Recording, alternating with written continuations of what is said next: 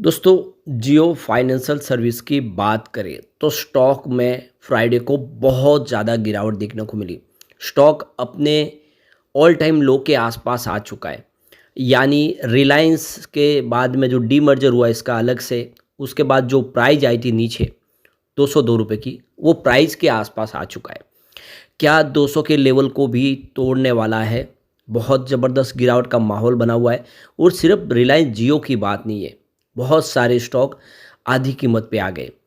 अब पिछले 4-5 महीनों से जो मंदी का दौर जारी है, यह काफ़ी बड़ा मंदी का दौर पीरियड निकला है। 200 ये पिछले 28 साल के बाद ऐसा दौर देखने को मिला है।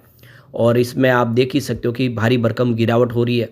ऐसे में आगे की क्या संभावना, उसको समझने की कोशिश करेंगे। इसके फ्यूचर प्लान क्या है जियो के, तो जियो अब एफ&ओ में तो आ चुका है और यहाँ पे निफ्टी 50 में भी इसको इंटर करने के लिए अनाउंसमेंट हो गई है। आगे क्या संभावना बनेगी?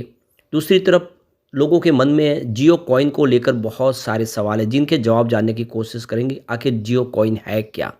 लेकिन फ्रेंड्स, उससे पहले अगर आप पहली बार हमारे चैनल पे आए तो चैनल को सब्सक्राइब कर दीजिए, एक बेल आइकॉन दबा दीजिए ताकि जब भी नया वीडियो बने पहला नोटिफिकेशन आपको मिले। वीडियो पसंद आए तो लाइक से ज़रूर कीजिए। चलो फ्रेंड्स, वीडियो स्टार्ट करते हैं। मैं हूँ आपका दोस्त एस बी दवे और हमारे अपने चैनल ऑनलाइन कमाई में आपका बहुत बहुत स्वागत है। तो सबसे पहले जियो फाइनेंशियल के कारोबार की बात कर ले तो 207 पर क्लोजिंग थी, जहाँ पे 6.29% की गिरावट देखने को मिली। तो काफ़ी ज़बरदस्त गिरावट थी, बाजार भी 1400 पॉइंट गिरा और धराशायी हुआ स्टॉक। अब आप देख सकते हो इंट्राडे का 207 का लो बना, 219 का हाई बना, स्टॉक निचले लेवल पे आ गया 219 से सीधा। अब इसका जो ऑल टाइम हाई है वो 394 का है। तो उस हिसाब से अगर देखें तो कीमत इसकी आधी हो गई है लगभग। लेकिन ऑल टाइम जो लो है वो 202 का है और 262 पे इसकी लिस्टिंग हुई थी। उसके बाद में जब इसको आप देख सकते हो, जो बड़े फंड हाउस थे, क्योंकि ये एफ&ओ में शामिल था, निफ्टी 50 का भी हिस्सा था रिलायंस की वजह से, तो उसको बाहर जब किया गया तो बड़े बड़े फंड हाउस जो भी सिर्फ निफ्टी बेस काम करते हैं उन सबको बिकवाली करनी थी। उन्होंने जम के बिकवाली शुरू की, जिसकी वजह से 202 पे आ गया।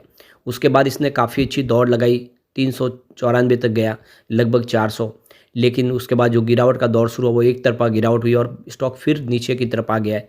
काफ़ी ज़्यादा यहाँ पे नुकसान होता हुआ दिखाई दे रहा है और उसके पीछे ये सबसे बड़ा रीज़न ये भी है कि ये एफ&ओ में शामिल हो चुका है।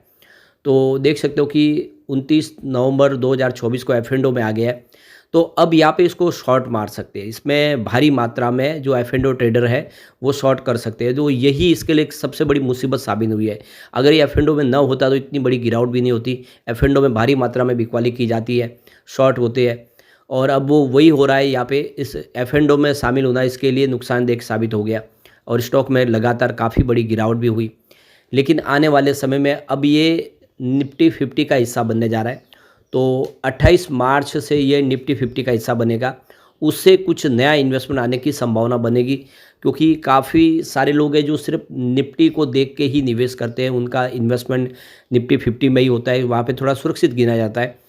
तो वहाँ पे कुछ फ्रेश इन्वेस्टमेंट आने की संभावना बनेगी। उसके लिए 28 मार्च का इंतज़ार करना होगा, नहीं ये महीना अभी देखना होगा। वैसे बाज़ार के जो जानकार हैं वो कहते हैं कि मार्च का महीना तेज़ी का महीना होता है। हर बार देखा है, मंदी रुक जाती है, तेज़ी आ जाती है मार्च महीने में। क्या इस बार भी ऐसा होगा? तो वैसे बाज़ार पे हमारा ऑलरेडी वीडियो बना है जिसमें आपको सारी जानकारी मिल जाएगी। आप जाके वो वीडियो ज़रूर देखें, उसमें आपको समझ में आएगा कि बाज़ार में आगे की क्या रणनीति और बाज़ार के जानकार क्या कह रहे हैं।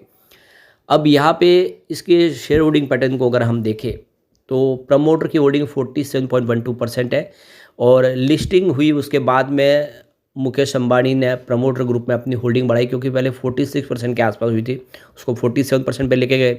फिलहाल कोई भी गिरवी शेयर नहीं है, जीरो प्लेस शेयर है। अब यहाँ पे एफआई लगातार बिकवाली कर रहे हैं। 17.55% की होल्डिंग थी जून क्वार्टर में, सितंबर में घट के 16.88% तक आ गई और दिसंबर आते आते ये देखो जो उनकी बिकवाली की वजह से 15.62% के आसपास आ गई। तो ये आपको क्लियरली पता ही होगा कि एफआई बाज़ार में लगातार एक तरफा बिकवाली कर रहे हैं। फिर भी अभी भी बहुत सारा निवेश है जियो फाइनेंशियल के अंदर। आप देख सकते हो कि एफआई का उनको अभी भी भरोसा बना हुआ है, 15% के ऊपर की होल्डिंग है।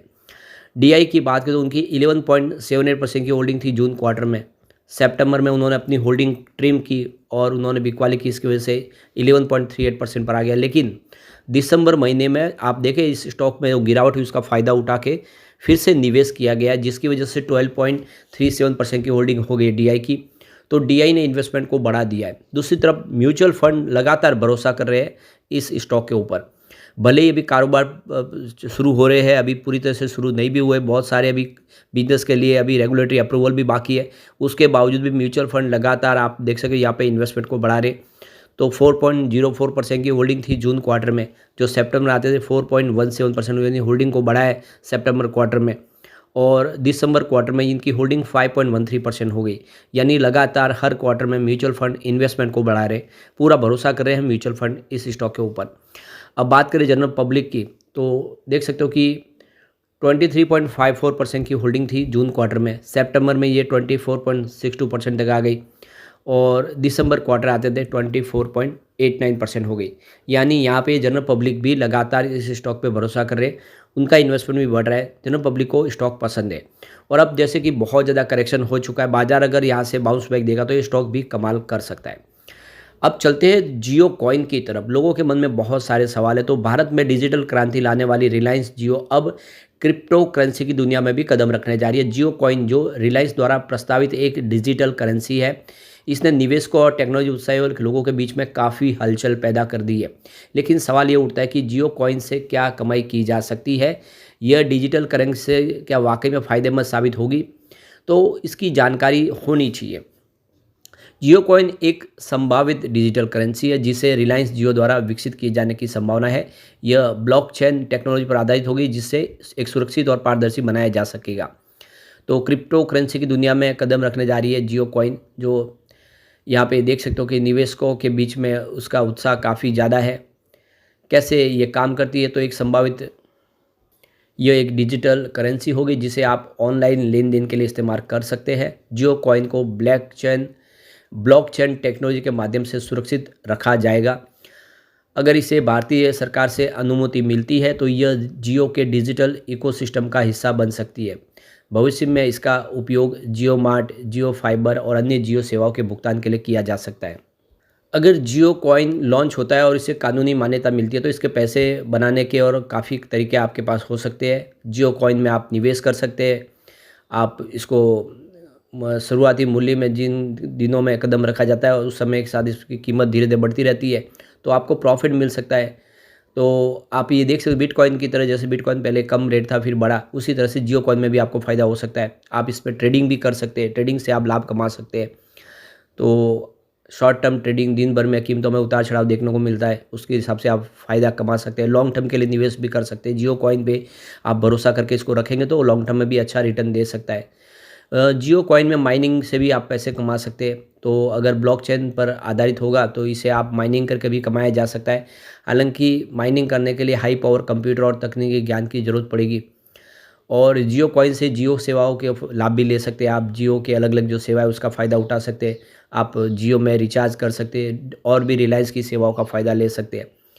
तो अभी इसमें बहुत सारी बातें हैं। अभी ये एक तरह से जो कॉइन है जो आपको अलग अलग सेवाओं के माध्यम से दिया जा रहा है, अभी इसके बारे में क्लियरिफिकेशन कुछ भी नहीं आया, जियो की तरफ से भी कोई बयान नहीं आया। तो अभी तो सब कुछ जो है हवा में है। आने वाले समय पता चलेगा कि इसकी असली वैल्यू क्या है, कि ये लिस्ट होता है अलग अलग एक्सचेंज पे, अगर लिस्ट होगा तो फिर इसमें ट्रेडिंग होगी। तो ये आने वाला समय ही बताएगा, अभी वेट करना होगा। लेकिन फ्रेंड्स, कोई भी इन्वेस्टमेंट करने से पहले अपने फाइनेंशियल एडवाइज़र से एडवाइस ले लें या अपना खुद का रिसर्च करें, क्योंकि मैंने वीडियो आपके एजुकेशनल पर्पज़ के लिए ही बनाए। वीडियो पसंद आए तो लाइक से जरूर कीजिए और चैनल को सब्सक्राइब कर दीजिए। Thank you friends.